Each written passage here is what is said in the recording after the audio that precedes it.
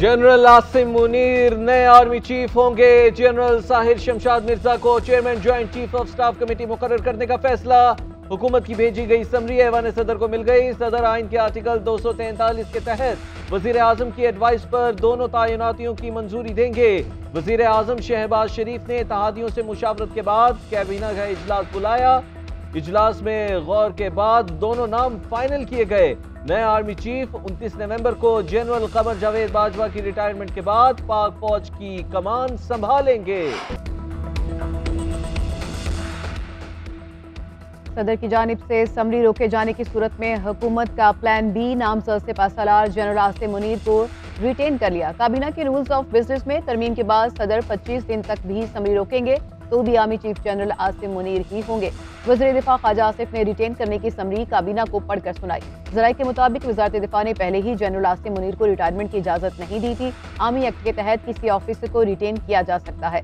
वज़ीर दाखिला राना सनाउल्लाह कहते हैं कि सैयद आसिम मुनीर की सर्विस को उस वक्त तक बढ़ा दिया गया है जब तक वो चीफ ऑफ आर्मी स्टाफ की जिम्मेदारियां नहीं संभालते। हुकूमत किसी भी अफसर की रिटायरमेंट को मुंजमद कर सकती है और सर्विस को बढ़ा सकती है। आर्मी चीफ के तकर्रुर पर वजीर आजम की समरी। सदर मुमलिकत आरिफ अलवी और इमरान खान का इम्तिहान है। वजीर दिफा ख्वाजा आसिफ का काबीना इजलास के बाद गुफ्तगू। कहा, कानून के मुताबिक तमाम मामला तय पाए। अब सदर की आजमाइश है कि वो सियासी एडवाइस पर अमल करेंगे या आईनी और कानूनी एडवाइस पर। बहसीत अफवाज के सुप्रीम कमांडर इदारे को सियासी तनाज़ात से महफूज रखना उनका फर्ज है। इमरान खान का भी इम्तिहान है कि वो दिफाए वतन के इदारे को मजबूत बनाना चाहते हैं या फिर मुतनाज़े।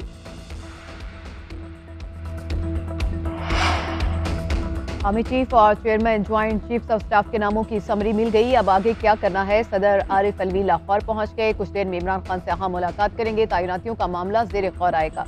इमरान खान कहते हैं कि जब वज़ीर आज़म अहम तकर्री पर मफरूज शख्स के पास मुशावरत के लिए जा सकता है तो आरिफ अलवी भी बतौर पार्टी सरबराह मुझसे मुशावरत कर सकते हैं। मुलाकात में आर्मी चीफ के तकर्रुर पर अपने सियासी हक के इस्तेमाल का फैसला करेंगे। कोई समझता है कि अपना आर्मी चीफ लाकर हमें मार पड़वाएगा तो ये उसकी गलत फहमी है। कौम उसके खिलाफ खड़ी होगी। हमारा किसी इदारे से कोई इख्तलाफ नहीं। 12 जमातों का फौज को कंट्रोल करने का ख्वाब कभी पूरा नहीं होगा।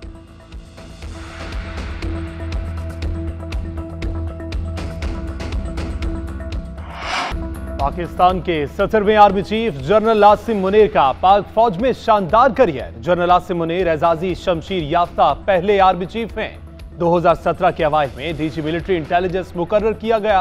अक्टूबर 2018 में ISI सरबराह भी बने। 2 साल तक कोर कमांडर गुजरावाला के तौर पर खिदमत सरअंजाम दी। GHQ में क्वार्टर मास्टर जनरल के तौर पर भी तैनात रहे। जनरल आसिम मुनीर हाफिज कुरान भी हैं। उन्होंने 38 बरस की उम्र में कुरान पाक हिफ्ज किया।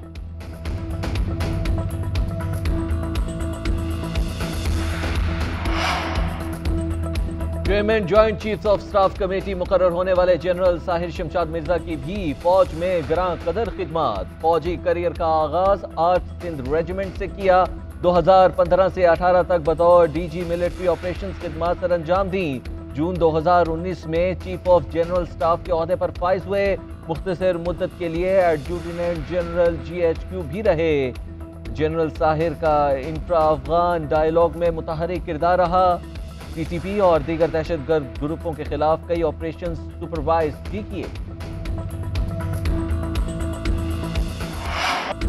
साबिक ISI चीफ की बतौर आर्मी चीफ नामजदगी पर भारत में खलबली। भारतीय एंकर्स ने चीख कर आसमान सर पर उठा लिया।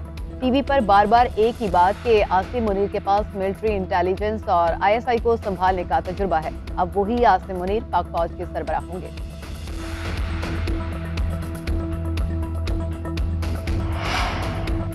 सदर आरिफ अलवी से chairman joint chief of staff committee general Nadeem Raza की अलविदाई मुलाकात। सदर ने मुल्क के दिफा के लिए खिदमात को सराहा। वज़ीर आज़म शहबाज शरीफ से भी chairman joint chief of staff committee general Nadeem Raza मिले। वज़ीर आज़म ने वतन का दिफा मजबूत बनाने और इदारे के लिए खिदमात पर खिराज तहसीन पेश किया। वज़ीर आज़म शहबाज शरीफ से DG ISI lieutenant general Nadeem Anjum की भी मुलाकात। मुल्क में अमन अमान की मौजूदा सूरत हाल पर ब्रीफिंग दी।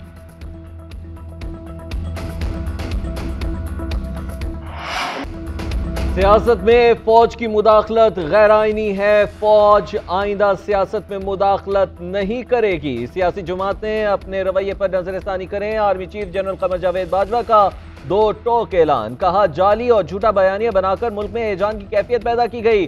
अब इसी झूठे बयानिए से राह फरार इख्तियार की जा रही है। फौज पर तनकीद सियासतदानों का हक है, लेकिन अल्फाज का नामुनासिब इस्तेमाल दुरुस्त नहीं।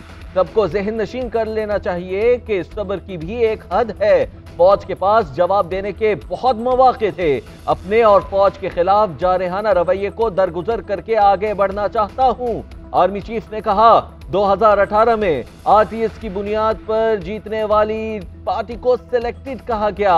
2022 में आदम एतमाद के बाद आने वाली हुकूमत को इम्पोर्टेड कहा गया। सियासत में सिलेक्टेड और इम्पोर्टेड के अलकाबात को खत्म करना होगा। चेयरमैन तहरीक इंसाफ इमरान खान की मार्च की कॉल में 2 रोज बाकी जमान पार्क में सियासी सरगर्मियां तेज। डॉक्टर्स की टीम भी इमरान खान के चेकअप के लिए पहुंची। डॉक्टर खालिद नियाजी के मुताबिक टांग के ऊपर वाले जख्म ठीक हो गए। जहां फ्रैक्चर हुआ उसे ठीक होने में चंद दिन लगेंगे। पहला प्लस्तर उतार दिया, दूसरा ढीला करके लगा दिया है। उधर मार्च के शुरा के लिए रावलपिंडी के अलामा इकबाल पार्क में खैमा बस्ती कायम करने की तैयारियां। इमरान खान की गाड़ी को कंटेनर पर चढ़ाने के लिए रैंप भी बना लिया गया। उधर इस्लामाबाद पुलिस ने भी प्लानिंग कर ली। आज फैजाबाद को चारों तरफ से कंटेनर्स लगाकर सील कर दिया जाएगा।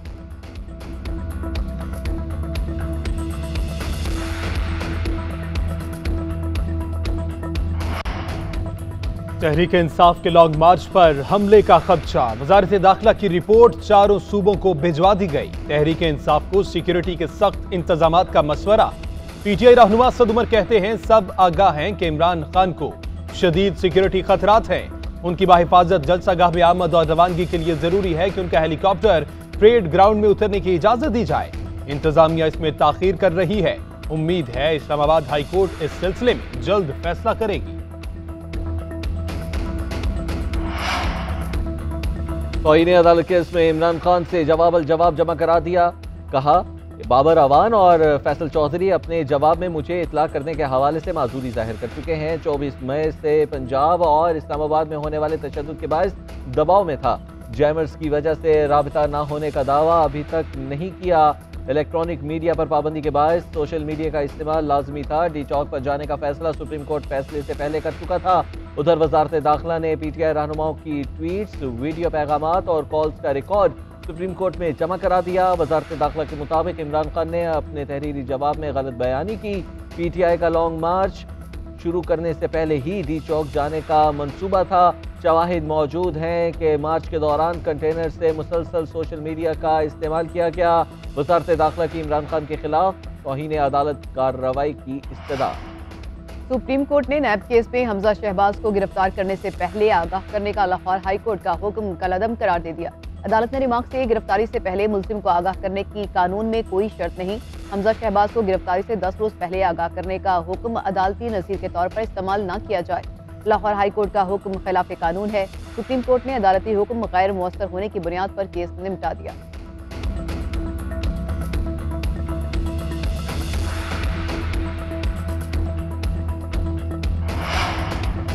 अफवाज पाकिस्तान ने आजाद जम्मू और कश्मीर के हवाले भारतीय फौज के आला ओहदेदार का बयान मुस्तरद कर दिया। डीजी ISPR ने कहा, भारतीय ओहदेदार का दहशतगर्दों के लॉन्च पैड का बयान इंडियन फौज की प्रोपेगेंडा सोच का मजहर है।